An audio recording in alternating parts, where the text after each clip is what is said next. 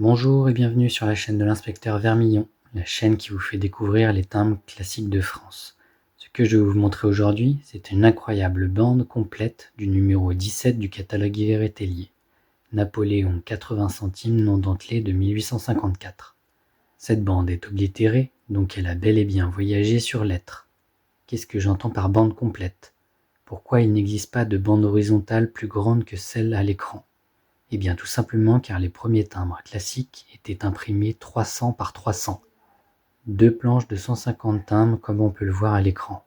Les premiers timbres ont été imprimés sur des presses à platine typographique à bras de type Stanhope. L'ancrage se faisait à la main avec un rouleau encreur. Ici il s'agit de la planche de 150 timbres du numéro 11 du catalogue Yver & Tellier.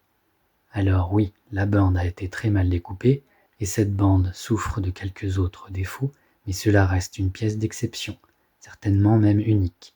On va voir cela ensemble dans le petit focus sur cette bande de 10. L'oblitération KS en lettres romanes, c'est-à-dire avec un empattement, ressemble à un cachet des services ambulants, mais je ne l'ai pas trouvé dans le catalogue Yver & Tellier, donc je ne peux pas en dire plus. Les premiers exemplaires ont de belles marges, filet non touché.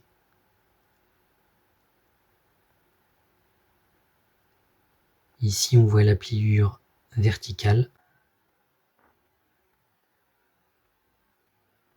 La bande a été pliée et devait certainement parcourir le recto et le verso de la lettre, à l'image de cette enveloppe où l'on voit deux bandes verticales de Napoléon dentelé. Et là commencent les coups de ciseaux. Mais je n'aurais peut-être pas eu l'argent de l'acheter s'il avait été en parfait état.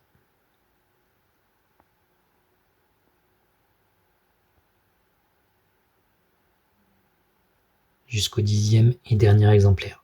Alors oui, il existe théoriquement des bandes plus grandes que celle-ci. Il pourrait y avoir une bande de 15 timbres, mais verticale.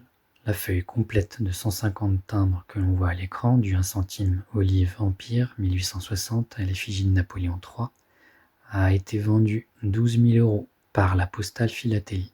Au verso, on retrouve le pli horizontal au milieu, des traces de charnière sans danger pour le timbre. Il n'y a pas d'amincier.